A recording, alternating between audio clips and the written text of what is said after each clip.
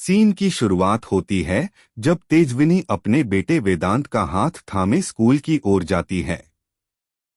School के गलियारे में हलचल मची होती है क्योंकि एडमिशन की प्रक्रिया चल रही होती है। चारों तरफ बच्चों की आवाजें, अभिभावकों की बातचीत और स्टाफ की व्यस्तता माहौल को जीवंत बना रही होती है। तेजविनी अपने बेटे के बेहतर भविष्य के लिए वहां आई होती है। इसी दौरान प्रिंसिपल स्टाफ से कहती हैं कि स्कूल को एक म्यूजिक टीचर की जरूरत है। यह बात सुनकर तेजस्विनी के कदम वहीं ठिठक जाते हैं। वह सोच में पड़ जाती है।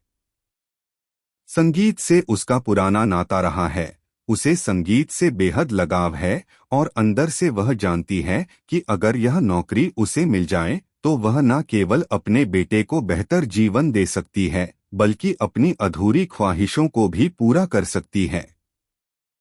वह हिम्मत जुटाकर दिल की धड़कनों को थामे प्रिंसिपल से कहती है कि वह एक गाना गाकर सुना सकती है। प्रिंसिपल कुछ पल सोचती हैं और फिर हामी भर देती हैं। तेजविनी अपनी मधुर और भावनाओं से भरी आवाज में एक खूबसूरत गीत गाती है। उसकी आवाज इतनी सुरीली होती है कि वहां मौजूद सभी लोग एक पल को ठहर जाते हैं। स्कूल के बच्चे भी उसकी गायकी को मंत्रमुग्ध होकर सुनते हैं। प्रिंसिपल तेजस्विनी की आवाज से प्रभावित होकर मुस्कुराती हैं और कहती हैं कि अगर वह चाहे तो बतौर म्यूजिक टीचर यहां काम कर सकती है। यह सुनकर तेजविनी की आंखें चमक उठती हैं। उसे लगता है कि उसकी जिंदगी अब पटरी पर लौटने लगी है।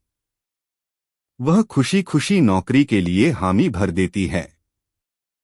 लेकिन जैसे ही वह अपनी डिग्री के बारे में बताती है, प्रिंसिपल का व्यवहार अचानक बदल जाता है। वह गंभीर हो जाती हैं और कहती हैं कि बिना आधिकारिक डिग्री के स्कूल में पढ़ाने की अनुमति नहीं दी जा सकती। यह सुनकर तेजविनी का दिल टूट जाता है। उसकी सारी उम्मीदें जैसे पल भर में बिखर जाती हैं। उसी वक्त वहां नील आता है। वह पहले ही तेजविनी का गाना सुन चुका होता है और अब उसकी और प्रिंसिपल की बातचीत भी सुन लेता है।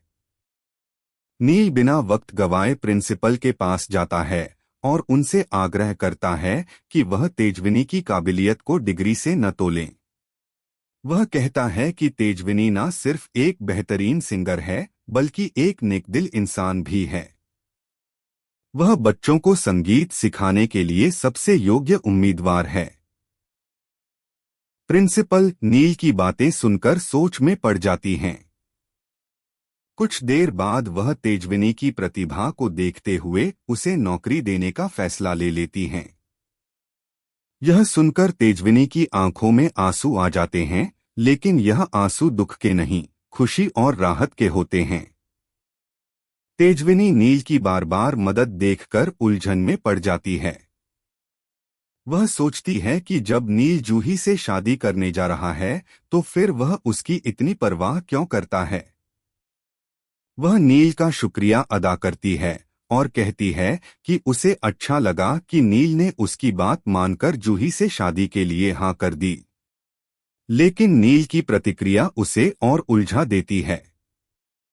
नील कहता है कि उसने शादी के लिए हाँ तो कह दी है, लेकिन सिर्फ तेजविनी की खातिर। उसके दिल में तेजविनी के लिए जो जगह है वह कभी नहीं बदलेगी।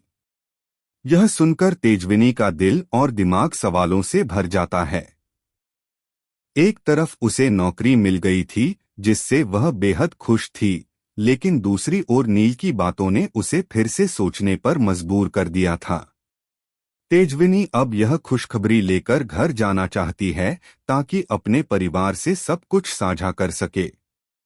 लेकिन उसके मन में एक डर बना हुआ है। क्या परिवार वाले उसे नौकरी करने देंगे?